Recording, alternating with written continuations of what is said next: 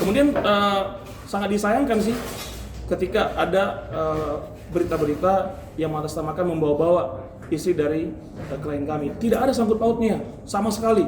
Ini murni pribadi Ruli Anggi Akbar atau Ezel. Fokuslah kepada Ezel sendiri. Jangan menyangkut-nyangkutkan pihak lain yang tidak tahu apa-apa dan tidak terlibat dalam permasalahan ini. Mas Ezel, maaf ya sebelumnya.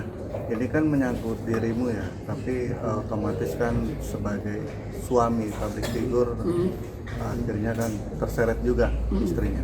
Menanggapinya gimana sang istri? Baik, hubungan kami sampai hari ini masih baik.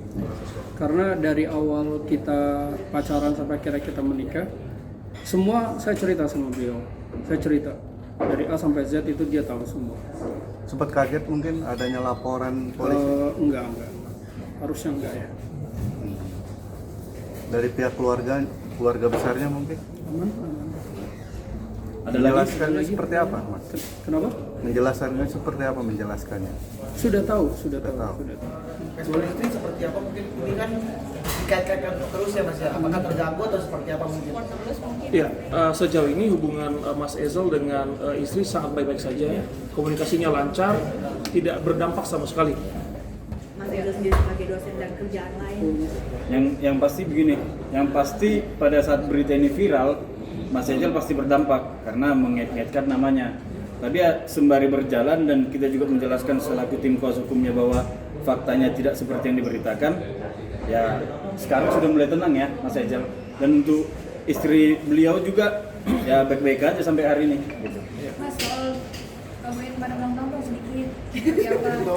Ya apa ya kan kita tadi kasusnya ya kita update sedikit lah kemarin ulang tahun kan kasih hadiah nggak sih Mas Ruli? Sedikit nggak apa-apa update sebentar aja. Kabar bahagia kan ya? Kabar bahagia. Kemarin kan ulang tahun seperti apa Mas, ada kado nggak atau kamu yang kadonya apa sih? Ini nggak bisa aku jawab ya, karena sebenarnya kemarin dari sebelum kita menikah, memang sebelumnya kita sudah ada kesepakatan bersama untuk kehidupan pribadi itu kita nggak mau publish sebenarnya. Cuman gara-gara kemarin menikah dan ternyata cukup rame kemarin, akhirnya mau nggak mau kehidupan pribadi jadi ke expose. Kalau saya pribadi lebih seneng darah itu jadi urusan kami. Tapi di tengah ulang tahun tersebut kan ini kasus sedang berjalan, ada kesedihan dari Boyan juga ngasih ulang tahunnya ini. Insya Allah nggak. Mas Ezel sendiri memberi surprise seperti apa gitu? Insya Allah nggak. Menenangkan beliau gitu. Aman, biarlah saya sama dia kita tahu. Berarti Mas kabar pisah rumah itu nggak benar ya? Sampai saat ini boleh ditegaskan masih bersama ya? Masih bersama ini. Tinggal Sekali dong. Lagi dong. Alhamdulillah. Mas mungkin alasannya untuk tidak mengekspos ranah pribadi kenapa ya. sih? Gini, kehidupan saya sama kehidupan Mbak Boyan kan sangat berbeda, sangat amat berbeda.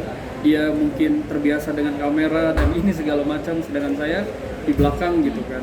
Nah dari awal memang udah bilang boleh nggak urusan kerjaan aku, tapi ketika kita di rumah udah biar aku nggak bawa kerjaanku, kamu nggak bawa kerjaanmu gitu. Karena aku lebih seneng private sebenarnya Mas. Nah beliau tahu karena memang dari 2019 kita sebelahan, jadi Kamar di Jogja kita nggak pernah expose apa-apa, apalagi pasangan gitu ke media. Ya mungkin berita ini mencuat karena kan kemarin teman-teman kamu ya sesama artis mungkin ya kan pada ngucapin, pada kasih surprise. Mungkin dari Mas Ruli kan nggak ada nih netizen nungguin, termasuk kita nungguin video mungkin dari surprise dari suaminya ternyata nggak ada. Berarti alasannya karena memang Mas Ruli tidak berkenan untuk mengekspos kehidupan pribadi gitu ya, bukan karena nggak ada surprise itu ya Mas? Iya benar. Tapi di balik kamera ada Mas Ruli nggak? Ada, mungkin jadi nggak mau diekspos jadi di belakang kamera aja. Apa memang nggak mau di-posting sama Kak Boyen gitu? Nggak mau, saya juga, kita udah dari awal memang saya lebih seneng private. Di sini Mas Ezel tidak ada niat jahat dari awal. Sebenarnya untuk berbisnis kepada pelapor tidak ada niat jahat. Uang 200 juta yang telah disetorkan itu murni digunakan untuk operasional seperti tadi disampaikan rekan saya untuk sewa lahan kemudian operasional. Ini kenapa profitnya tidak dibagikan lagi karena tidak ada profit. Nah, kemudian Mas Ezel juga sudah mencoba menghubungi dari 2024. Kami lengkap semua buktinya. Bahkan Mas Ezel sudah mencoba mencari ruko yang bersangkutan. di tanggal 10 November, muter-muter 2 kali tapi tidak ketemu. Dan itu sudah disampaikan di DM Instagram. Kenapa melalui DM Instagram, teman-teman? Karena handphone Mas Ezel pada saat itu error. Makanya dia mencoba menghubungi melalui DM. Begitu.